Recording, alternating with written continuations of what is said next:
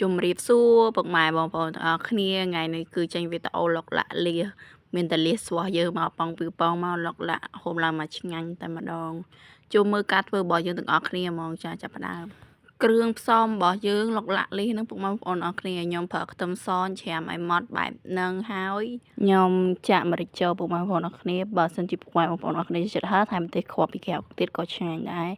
ហើយនឹងស្ករសយើងនេះខ្ញុំដាក់មកស្ព្រីបាយចិត្តបាត់ស្ព្រីបាយបងប្អូនអរគ្នាហើយតមកទៀតគឺទឹកត្រីរបស់យើង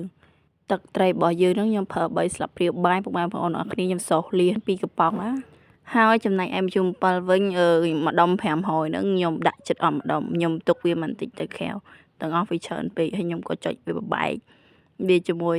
មហិចទឹកត្រីខ្ទឹមសយើងហ្នឹងឲ្យវាអាលាចូលគ្នាវាចេញជាតិឆ្ងាញ់ណាបងប្អូនអរគ្នាដល់អរគ្នាកូរវាឲ្យភ្លុះវាទៅវាមិនដែរវាមកល្មមឆ្ងាញ់នៅជូនប៉ុនយើងចុកកូរវារៀងយូរទៅវាអាលាយទៅវាចេញជាតិជូរអញ្ចឹងណាបងប្អូនអរគ្នាហើយពុកម៉ែបងប្អូនអរគ្នាភ្លុះវាទៅវាជូរអែមតិចតិចបានឆ្ងាញ់ពុកម៉ែបងប្អូនអរគ្នាក្លុកលាសយើងមួយទឹកជូរ7ហ្នឹងគឺថាតជូរអែមបានឆ្ងាញ់ចាចំណែកឯទឹកសោសលាសយើងហ្នឹងពុកម៉ែបងប្អូនអរគ្នាដាំឡើងឲ្យពុះទៅហើយសោសលាសយើងទៅទឹកដាក់ដាំសោសលាសហ្នឹងគឺដាក់ទឹកដាំមកល្មមលិចលាសដែលយើងដាក់សោសហ្នឹងហើយបន្តមកទៀតយើងដាក់ទៅសោសវាឲ្យហាមាត់ទៅ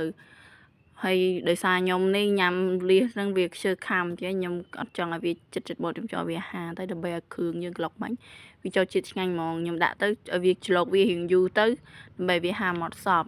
បើបងប្អូនអរគ្នាចិត្ត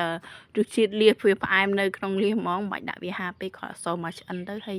ចាក់ចេញមកគួយខាំជ្រលក់វិញឆ្ងាញ់ជាងវាជាតិជាងអញ្ចឹងណានៅពេលយើងសោសលាសវាហាមាត់លាសអស់ចឹងទៅវាអត់សូវឆ្ងាញ់ទេដោយសារជាតិពីលាសហ្នឹងវា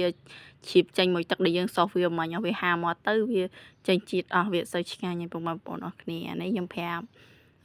បើសិនចង់បានលាសឆ្ងាញ់ប៉ុន្តែបើចង់បានលាសស្រួលហូបហ្មងដាក់វាហាចឹងទៅក៏វាជាតិអត់សូវឆ្ងាញ់ទេចូលមកមើលការធ្វើលាសក្លុកសោសលាសយើងជ្រលក់មួយទឹកប៉ាទុំហើយនឹងវិញគឺចាក់លាសយើងសោសមិញហាមាត់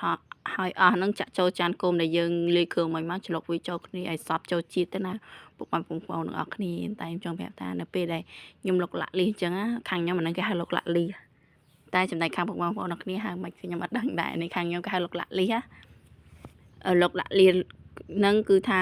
ពេលធ្វើម្ដងបាយច្រើនបងប្អូនទាំងគ្នាវាឆ្ងាញ់ហើយវាហូបនិយាយទៅឲ្យបានលាសគឺដឹងមិនដឹងបាយច្រើនបើសិនជាបាយអីយើងដាក់បាយដឹងច្រើនហ្មងដាក់លាសចឹងដល់បាយអស់មិនថាលាសហាលាសលុកលាក់លាសឆាគឺថាដឹងបានបាយច្រើនហ្មង